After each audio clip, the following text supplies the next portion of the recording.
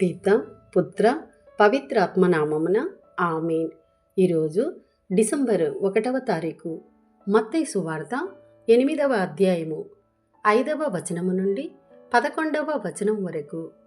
యేసు కఫర్నాములో ప్రవేశించుచుండగా శతాధిపతి ఒకడు ఆయనను సమీపించి, ప్రభు, నా ఇంట సేవకుడొకడు పక్షవాతముతో విపరీతమైన బాధపడుచు మంచము పట్టి ఉన్నాడు అని తెలుపగా, నేను వచ్చి వానిని స్వస్థపరుతును అని యేసు ఆ శతాధిపతితో పలికెను. ఆ శతాధిపతి ఆయనతో, ప్రభు, నీవు నా ఇంటిలోనికి వచ్చుటకు నేను పాత్రుడను కాను. నీవు ఒక్క మాట పలికినా చాలును, నా సేవకుడు స్వస్థత పొందును. నేను అధికారము కలవాడను. నా ఆధీనమందున్న ఏ సైనికుడినైనా నేను రమ్ము అనినా వచ్చును, పొమ్ము అనినా పోవును.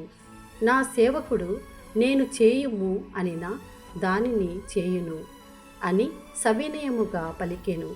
అది విని యేసు ఆశ్చర్యపడి తన వెంట వచ్చుచున్న వారితో, ఇజ్రాయేలు ప్రజలలో సైతము నేను ఇట్టి విశ్వాసమును చూడలేదు అని నిశ్చయముగా చెప్పుచున్నాను. తూర్పు పడమరల నుండి అనేకులు వచ్చి పరలోక రాజ్యమందున్న అబ్రహాము, ఈసాకు, యాకోబుల పంక్తిలో కూర్చుందురు. ఇది ప్రభుని వాక్కు. సర్వేశ్వరునికి వందనములు.